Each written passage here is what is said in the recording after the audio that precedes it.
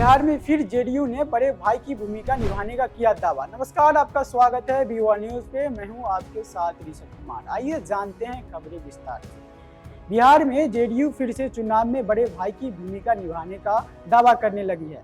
JDU की बैठक में यह महत्वपूर्ण फैसला लिया गया है कि 2025 के विधानसभा में पार्टी फिर से प्रमुख भूमिका में रहेगी। जेडीयू कोटे के मंत्री अशोक चौधरी ने बैठक के बाद इस दावे को मजबूत किया।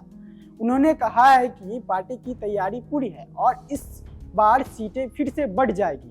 अशोक चौधरी ने कहा कि बैठक में आगामी चुनाव को लेकर चर्चा हुई है।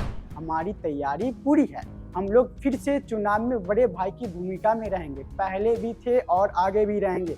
अशोक चौधरी ने कहा कि 2020 और 24 के चुनाव में हमारी सीटें घटी थी, लेकिन इस बार के चुनाव में सीट फिर से बढ़ेगी। जेडीयू फिलहाल छोटे भाई की भूमिका में है। 2024 के लोकसभा चुनाव के बाद जेडीयू की सीटें घटी थी, जिसमें पार्टी छोटे भाई की भूमिका में आ गई थी।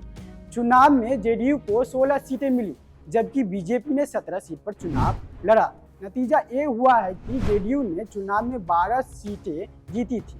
हालांकि केंद्र सरकार बनाने में जेडीयू की अहम भूमिका होने के कारण पार्टी का कद बढ़ गया है।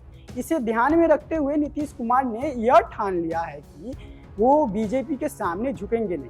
बैठक में फैसला लिया गया है कि जेडीयू फिर से बड़े भाई की भूमिका निभाएगी। बिहार में अगले साल विधानसभा चुनाव है और इससे पहले जेडीयू अपनी तैयारी में जुट गई है। जेडीयू बीजेपी की अगुवाई वाली केंद्र सरकार में अहम भूमिका में है। लोकसभा चुनाव में बहुमत से पिछड़ने के बाद जेडीयू का बार्गेनिंग पावर बढ़ गया है।